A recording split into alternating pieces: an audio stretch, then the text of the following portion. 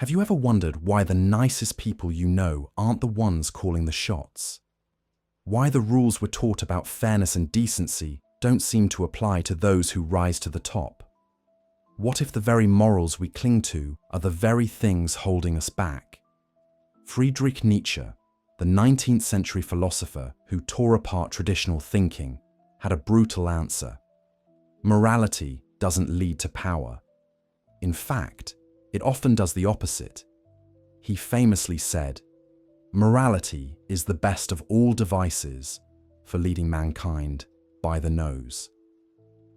And once you see the world through his eyes, you'll start noticing just how often the so-called good finish last. You probably recognize that stubborn feeling of being right, the certainty that if you just do the right thing, life will reward you. Many of us cling to familiar ideas because they give us comfort, a sense of order in a chaotic world. Remember when you realized a childhood belief wasn't quite true? Maybe you learned that hard work alone doesn't guarantee success, or that kindness isn't always repaid in kind. That moment of disillusionment is exactly where Nietzsche wants us to linger. He argues that morality, as we commonly understand it, isn't some universal truth but a tool, one that can be used to control the many while the few operate by different rules. Think about the last time you saw someone cut corners, manipulate, or outright deceive their way to the top. It's frustrating, isn't it? Because deep down, we want to believe that virtue is rewarded. But Nietzsche would say, that's the problem. We've been conditioned to believe it. The real drivers of power aren't fairness or selflessness. They're strength, will, and the refusal to be bound by the same rules as everyone else. This isn't about celebrating cruelty or amorality. It's about recognizing that what we call good and evil are often just labels used by those in power to maintain their position. So why does morality fail to deliver power? Because it's designed to keep people in check, not to elevate them. Nietzsche saw traditional morality as a slave mentality, a way for the weak to restrain the strong by convincing them that humility and obedience are virtues. But in nature, the predators don't apologize for hunting. The lions don't feel guilty for eating the gazelle. Human societies, however, have built systems where the ambitious are shamed for wanting more, where the drive to dominate is painted as immoral. And yet, look at who actually ends up ruling. Not the kindest, but the most relentless. This isn't just about politics or business. It's in everyday life too. How often have you held back because you didn't want to seem selfish? How many opportunities slipped away because you were waiting for permission, for someone to recognize your goodness and reward you? Nietzsche would call that a trap. The people who rise aren't waiting. They're taking. They're rewriting the rules in their favor. And while that might sound harsh, it's also a wake-up call. If morality doesn't lead to power, then what does? The answer lies in what Nietzsche called the will to power, the fundamental drive in all living things to grow, conquer, and assert themselves. This isn't about mindless aggression. It's about recognizing that life itself is a struggle for dominance, and those who succeed are the ones who embrace that reality rather than deny it. The problem is, most of us are stuck in a mindset that equates power with corruption, as if wanting more is inherently wrong. But what if that belief is the very thing keeping you from what you want? Consider this. Every time you've hesitated because you didn't want to step on toes, someone else didn't. Every time you've played by the rules, someone else bent them. And while that might seem unfair, Nietzsche would argue that fairness was never the point. The point is understanding the game. This isn't about becoming ruthless. It's about seeing the world as it really is, not as we've been told it should be. So where does that leave us? If morality doesn't lead to power, does that mean we should abandon it altogether? Not necessarily. But it does mean questioning why we believe what we believe. Are your morals truly yours? Or were they handed to you? Are they serving you? Or are they keeping you small? Nietzsche's brutal truth is that power favors those who dare to break free from the herd mentality, who refuse to be guilted into mediocrity. This cracks open a truth we often ignore. The path to power isn't paved with good intentions. We start life seeing things simply, believing that being kind, fair, and morally upright will naturally lead to success. It's a comforting idea, one that fits neatly into the stories we're told as children.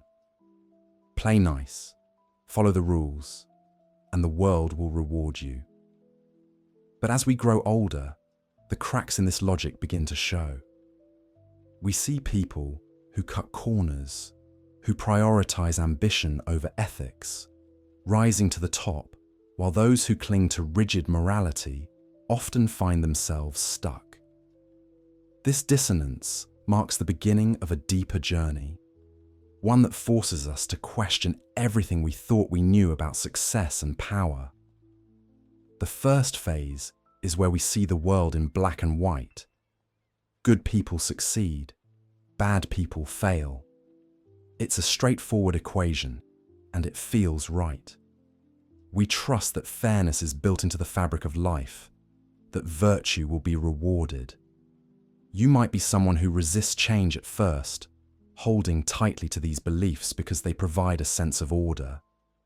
But then reality intrudes. You witness the co-worker who flatters the boss shamelessly, landing the promotion over the diligent, quiet worker. You see the ruthless entrepreneur outmaneuver the honest one. These moments plant seeds of doubt. Is morality really the key to power, or is it something else entirely? This brings us to the confusing middle, where everything feels upside down. Nietzsche called this the chaos of becoming, the messy, uncomfortable stage where old beliefs crumble and new ones haven't yet taken shape. Most of us feel uneasy during transitions, and this one is no exception. The rules we relied on no longer seem to apply, and the world starts to look more like a battlefield than a fair game. Nietzsche saw this phase as essential, a crucible that forges stronger, more adaptable individuals. But it's also where many people get stuck. The discomfort of uncertainty can tempt us to retreat into simplicity, to cling even harder to moral absolutes. You might catch yourself pausing before reacting lately, sensing that the old ways don't quite fit anymore. The middle phase is where Nietzsche's brutal truth hits hardest. Power isn't about being good or bad. It's about being effective. Morality, as society defines it, often serves the weak, not the strong. It's a tool used to keep people in line, to prevent the ambitious from disrupting the status quo. Those who rise to power aren't necessarily the most virtuous. They're the ones who understand how to navigate the complexities of human nature. They know when to bend the rules, when to assert dominance, and when to play the long game. This isn't about advocating for cruelty or selfishness. It's about recognizing that the world doesn't operate on a moral scoreboard. Gradually, a new clarity emerges. We start noticing that the people who thrive aren't the ones blindly following moral codes, but those who think for themselves. They're not bound by knee-jerk reactions. They respond thoughtfully, strategically. Nietzsche's contrast here is stark. The slave morality of reactive, resentful thinking versus the master morality of deliberate, creative action. The former is driven by fear, by a need to label things as good or evil. The latter is driven by strength, by the ability to shape reality rather than just react to it. We begin to see that power isn't about rejecting morality outright. It's about transcending simplistic definitions of it. This shift isn't easy. It requires confronting uncomfortable truths about human nature and our own limitations. You might find yourself resisting at times, falling back into old patterns of judgment or frustration. But these moments of tension are where growth happens. Nietzsche believed that true strength comes from embracing struggle, from wrestling with the contradictions of life rather than seeking easy answers. Through this discomfort, we begin to see the cracks in what we once thought was solid ground. The unease that settles in when old beliefs no longer fit, when the routines that used to feel safe now chafe like stiff shoes, is not a sign of failure, but of growth.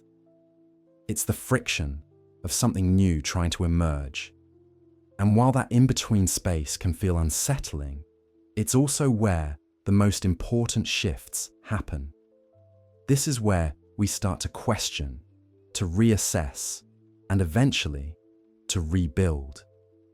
At first, the discomfort might feel like a distraction, something to push through or ignore. But the more we try to avoid it, the louder it becomes. It's like a whisper that turns into a shout, insisting we pay attention. And when we finally do, we realize it's not here to torment us. It's here to guide us. The things that bother us most are often the very things we need to examine. Maybe it's a relationship that feels off, a job that no longer excites us, or a habit that used to comfort us, but now feels empty. These are not random frustrations. They're signposts. You'll likely find daily decisions coming easier once you start listening to that discomfort. It's not that the choices themselves change, but the way you approach them does. Instead of feeling stuck, you begin to see options you hadn't noticed before. The fog lifts just enough to reveal a path forward. And what's surprising is how often the answer was there all along, buried under layers of shoulds and supposed tos. When we quiet the noise of expectations, our own and others, we start hearing our own voice again. Many notice old frustrations don't bother them as much. The coworker who always grated on your nerves, the traffic that used to ruin your morning, suddenly they lose their power. It's not that the situations have changed, but your relationship to them has. You begin to see them for what they are, temporary, impersonal, and far less significant than you once believed. This shift doesn't happen overnight, but once it starts, it's hard to unsee. The world feels lighter, not because it's different, but because you are. This is the Barnum effect in action. The way we recognize ourselves in broad, universal truths and mistake them for personal revelations. But here's the thing. It doesn't matter if the insight feels generic at first. What matters is that it resonates. If a simple observation, like, "You're harder on yourself than you need to be," strikes a chord, it's not because it's vague, it's because it's true for you. And that truth, once acknowledged, becomes a tool. You start catching yourself in moments of unnecessary self-criticism, and, bit by bit, you choose kindness instead. The journey to new understanding isn't linear. There are days when the old patterns creep back in, when the discomfort feels overwhelming, and the progress seems lost. But those moments are part of the process, not setbacks. They're reminders of how far you've come, because now you notice them. Before, you might have just autopiloted through the frustration, numbing it, or blaming outside circumstances. Now you pause. You ask yourself why this bothers you so much. And in that pause, there's power.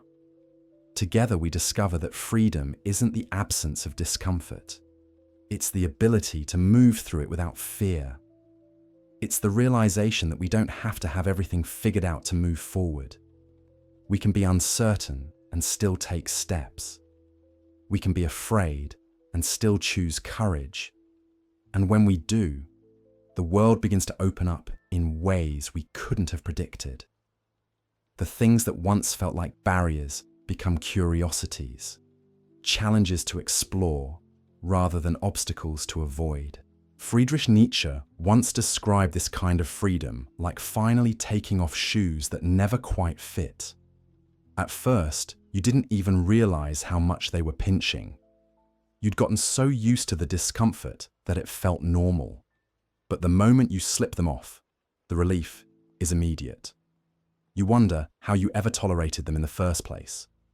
And then, with a deep breath, you start walking, lighter, freer, and finally, fully yourself.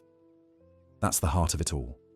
Not some grand dramatic transformation, but the quiet, steady unraveling of what no longer serves us.